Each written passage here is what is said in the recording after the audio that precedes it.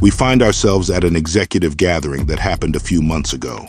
This evening, Norman Osborn impatiently waits for his son Harry to arrive. His wife Emily reassures him that their son has a good reason for being late. But this falls on deaf ears as the founder and CEO of Oscorp cryptically says that he has only been late once in all his life, something that he made sure would never happen again. Emily receives a call from their son.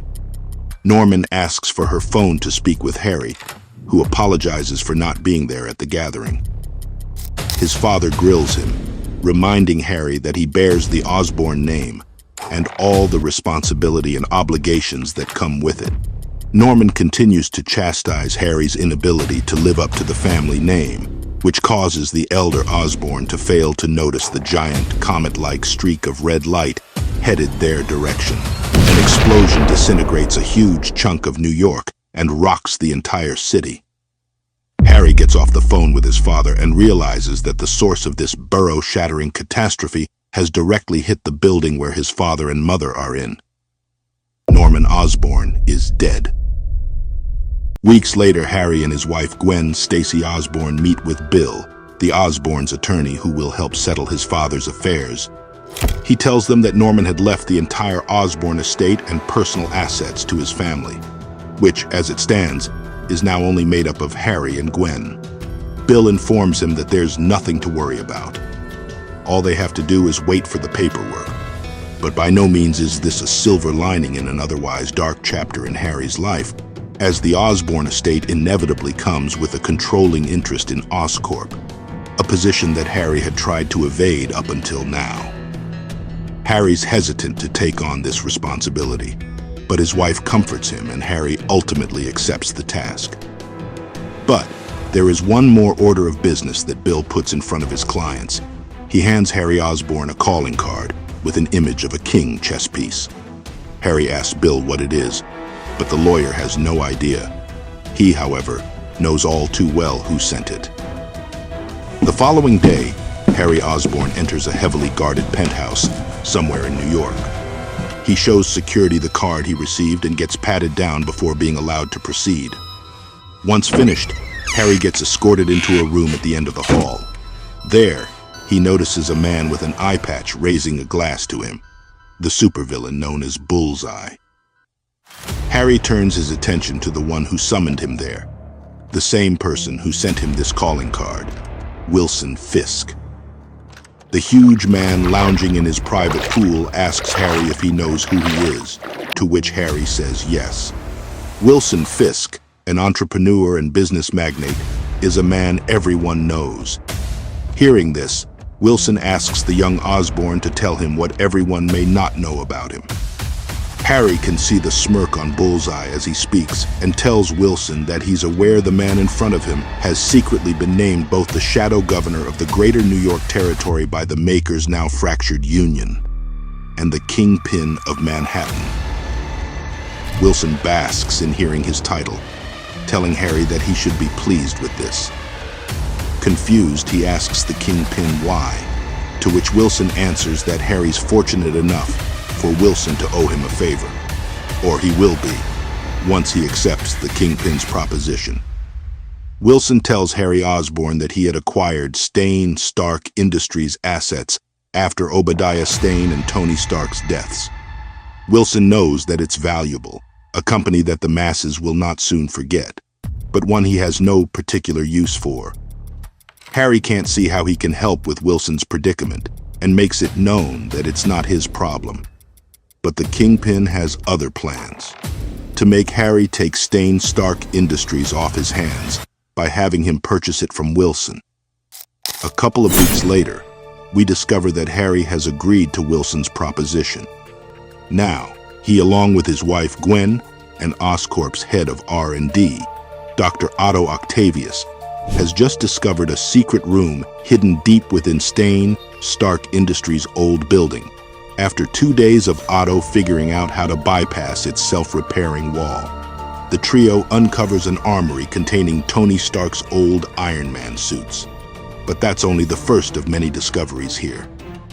Dr. Octavius has also just found out that this entire room is powered by its very own arc reactor. Gwen, on the other hand, is not at all impressed with all this. To her, real gold comes in the form of information, something that Otto is about to provide, as he has just accessed the Stain Stark database. Within the late Tony Stark's archives is a treasure trove of Stain Stark account information and Iron Man suit designs. But one particular thing catches Otto's eye: a section of the archives only marked as History World. Keeping a level head throughout all this, Gwen orders Otto to sign a new, airtight NDA after what they've found out in this room. To the Doctor's credit, he couldn't be more excited to accomplish it and start tinkering with Stain Stark tech. Later, 4 months from the present, Otto has just designed Harry a green metallic suit, along with what would eventually be the Green Goblin's tools of the trade, such as modular chamber grenades and a Stark repulsor-powered hovercraft. Harry's pleased with all this, but he can't take his eyes off a certain black and gray sphere sitting in the corner of the lab. He asks Otto what it is, but the scientist has no idea. It doesn't even appear in the Stain Stark network. This is the first time Harry has heard about this so-called network, and Otto tells him it's the same reason he asked Harry to pay him a visit. Dr. Octavius tells Harry to wear his new suit's helmet, and a HUD showing a map of New York with a few of its spots marked by a red dot appears in front of him. Otto informs him that each dot represents a piece of Stark tech. There's one problem, though.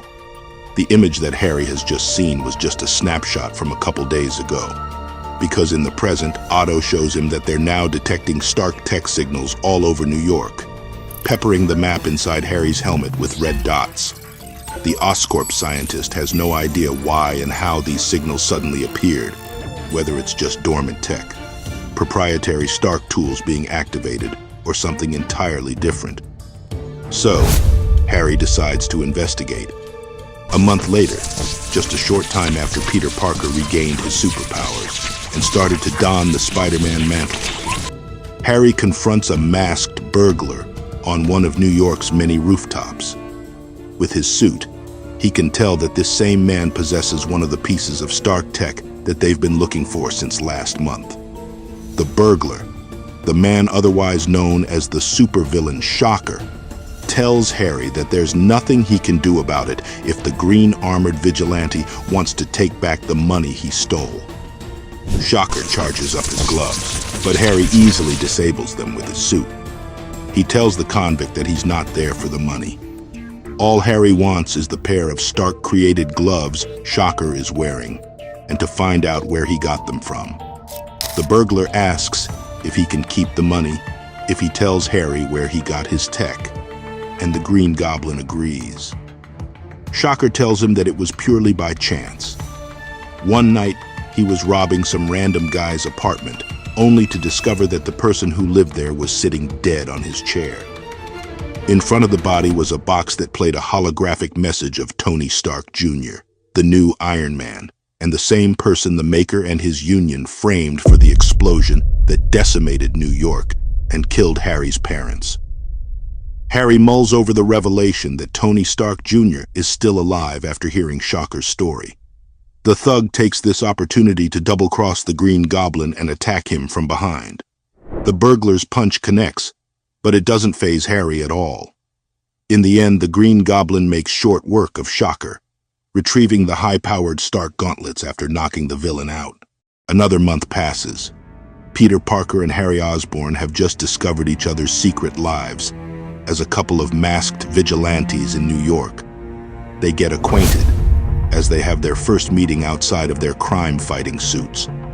Both Harry and Peter recognize that their respective newfound careers as superheroes can be traced to the same man, Tony Stark, Jr. More pressing, however, is when Harry tells Peter that digging through the Stain Stark archives has led him to a potentially world-shattering discovery. That the same group of people who decided to hand him Stark Industries are the same ones who truly killed his parents. Harry asks Peter if he knows why Stark Jr. picked him to become Spider-Man. And the wall crawler answers by telling his new acquaintance that Jr. told him that someone stole his life. He was supposed to be a hero, And the moment Peter heard those lines, he instantly knew it was his destiny. In fact, Peter thinks that the same people who originally denied him of his destiny are the same ones that Harry's referring to. Ultimately, they agree to continue their quest to uncover the truth, because that's what heroes do. In the present, after Spider-Man and Green Goblin's efforts thwarted Bullseye's attempt to assassinate them both, Harry finds himself inside his own secret lab. He can't help but be impressed at the fact that Bullseye, now his prisoner, was able to endure it when Harry peeled off the supervillain's exoskeleton, which was directly grafted under his skin. Bullseye nonchalantly replies, "Pain is part of the process." And the eye? What's that about? When my master lost his, my brothers and sisters tore ours out in solidarity. Do you have any idea what kind of devotion it takes to do such a thing? That's what you're dealing with. No amount of posturing will deter Harry Osborn from finding the answers he seeks, however.